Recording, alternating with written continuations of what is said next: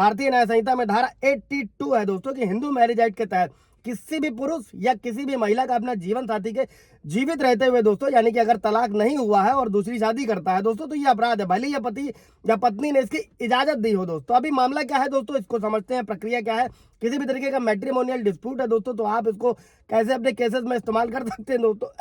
दोस्तों जय हिंद, नमस्कार, मैं एडवोकेट आशीष मिश्रा। लाइक कर दीजिएगा, शेयर कर दीजिएगा, सब्सक्राइब कर दीजिएगा ताकि इन्फॉर्मेशन और लोगों को मिल सके दोस्तों। अभी बढ़ते हैं हम लोग, मामला समझते हैं क्या था दोस्तों। दिल्ली हाईकोर्ट में एक महिला ने अपने पति के खिलाफ केस करके ये आरोप लगाया था कि उसका पति जो है किसी और महिला के साथ रहता है। महिला की जो शादी थी, यानी कि दो दंपत्ति थे, उनकी शादी थी 2003 में हुई थी दोस्तों, लेकिन दोनों 2005 से अलग अलग रहने लगे थे।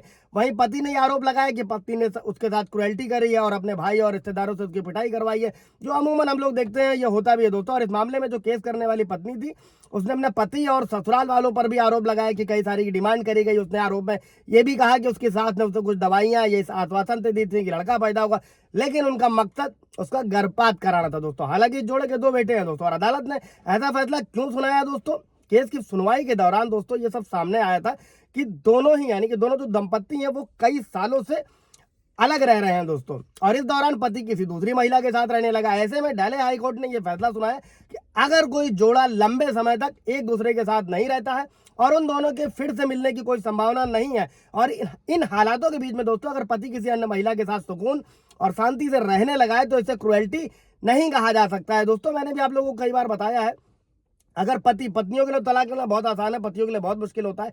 इसके लिए सेक्शन 9 की डिग्री है, जुडिशियल सेपरेशन है। अगर जुडिशियल सेपरेशन की डिग्री मिलने के बाद में भी 1 साल तक सहवास नहीं होता है दोस्तों, तो भी आप तलाक का ग्राउंड ये सब तैयार होता है। कोई सवाल जब होगा कमेंट में पूछिएगा। अभी बढ़ते हैं केस की तरफ। तो दोस्तों कोर्ट ने फैसला सुनाते हुए ये कहा था कि भले ही ये स्वीकार कर लिया जाए कि तलाक की याचिका लंबित रहने के दौरान प्रतिवादी, यानी कि जो पति था, उसने दूसरी महिला के साथ रहने शुरू कर दिया और उसके 2 बेटे हैं, इसे अपने आप में इस मामले की परिस्थितियों में क्रूरता नहीं कहा जा सकता है। जब दोनों पक्ष 2005 से 7 नहीं रह रहे हैं और अलग होने के इतने लंबे सालों के बाद में दोस्तों पुनर्मिलन की भी कोई संभावना नहीं है, और पति को किसी अन्य महिला के साथ रहकर अगर शांति सुकून मिलता है तो उसे क्रुएल्टी नहीं कहा जाएगा। और साथ ही इस मामले में यह भी कहा गया कि पति को संबंधित महिला और उसके बच्चों को भुगतान देना होगा दोस्तों।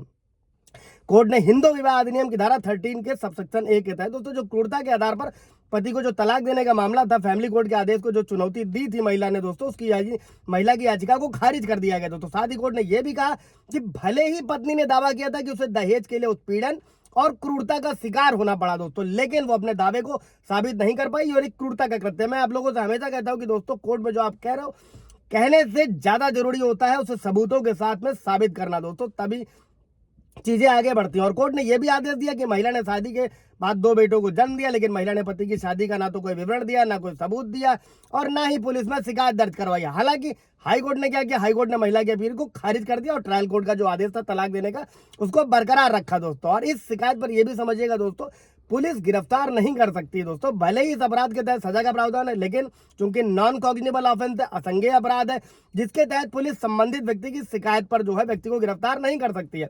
करना क्या होता है, इस अपराध को जो है परिवाद के तौर पर कोर्ट में पेश करना होता है। अगर पति या पत्नी दूसरी शादी कर लेते हैं तो ऐसे मामलों में पति या पत्नी ही शिकायत कर सकते हैं, उनके परिवार का कोई अन्य सदस्य इस तरह की शिकायत करने का हकदार नहीं होता है दोस्तों। और कानून के तहत ऐसे मामलों में दूसरी पत्नी और उसके बच्चे भी भरण पोषण का अधिकार रखते हैं और अपने पिता की संपत्ति में भी अधिकार रखते हैं दोस्तों। ये सारा पूरा ब्यौरा है। अगर कोई सवाल जवाब होगा तो कमेंट में पूछेगा। Thank you.